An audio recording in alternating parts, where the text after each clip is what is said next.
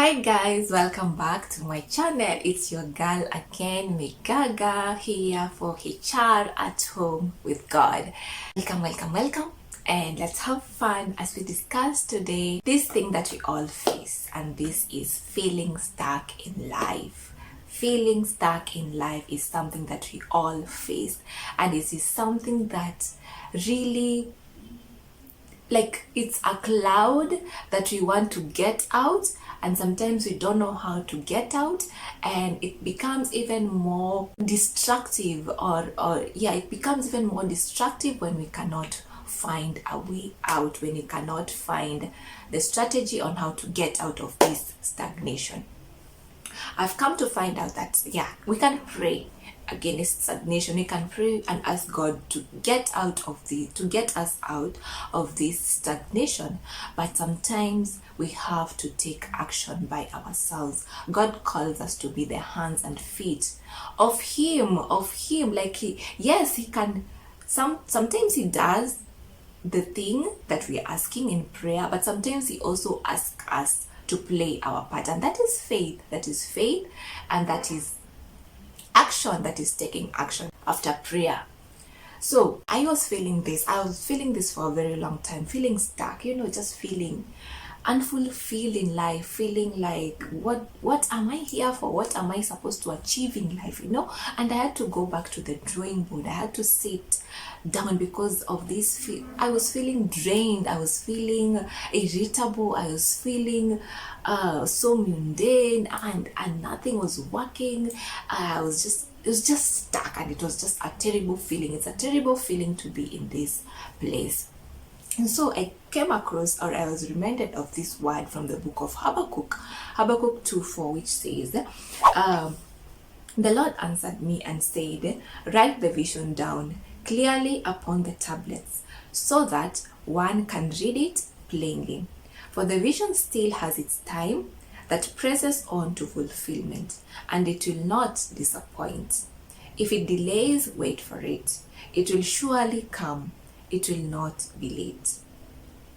So Habakkuk was given this word by God, and he was told to write the vision down. So I had to ask myself, do I have a vision? Did I have the vision that I needed for my own life?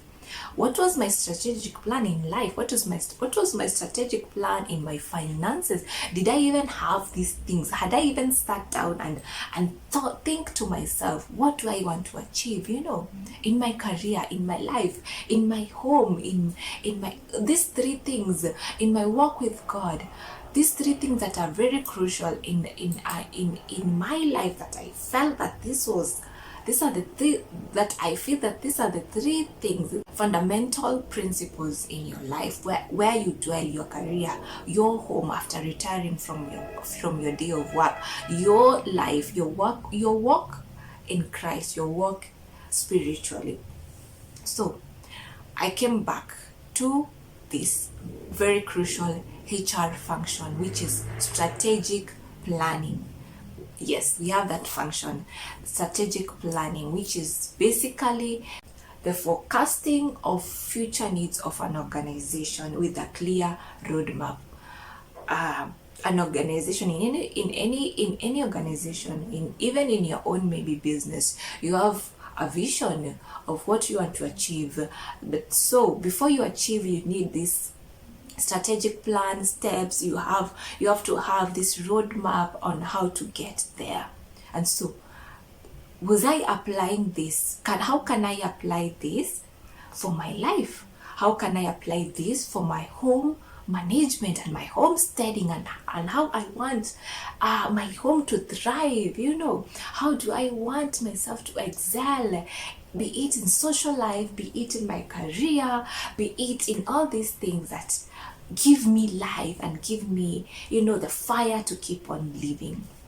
How do I see myself growing spiritually? Did I have the vision?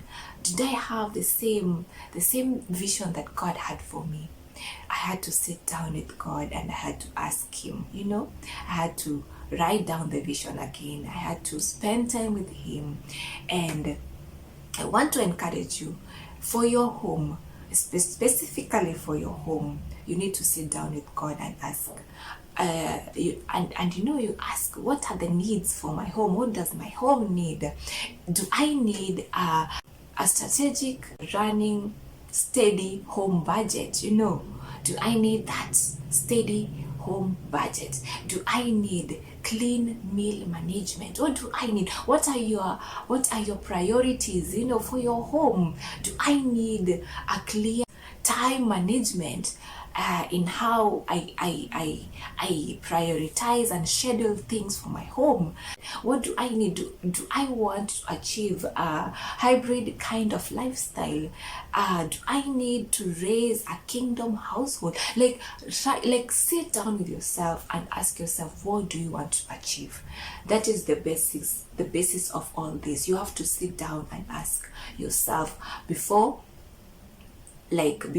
saying this is my vision. You have to sit down and ask, what are your priorities? What is important to you? What did God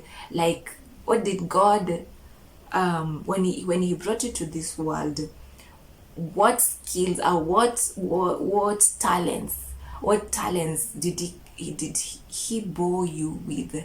Some are born with entertainment. They're quick to entertain and to crack jokes. Maybe you can find they're excelling in the entertainment industry. They can find that they're thriving in such an industry. But what about yourself? Do you know what are your hobbies? What are your desires? What burns down from your soul? And that can be a way to look at these things and how to write your vision down. But what I will encourage you most is sit with God and ask for wisdom. You have to ask for wisdom. You have to ask God, what does he want for you for your kingdom marriage? What does he want for you for your kingdom career, your kingdom business? Is it to serve? Is it to spread the gospel?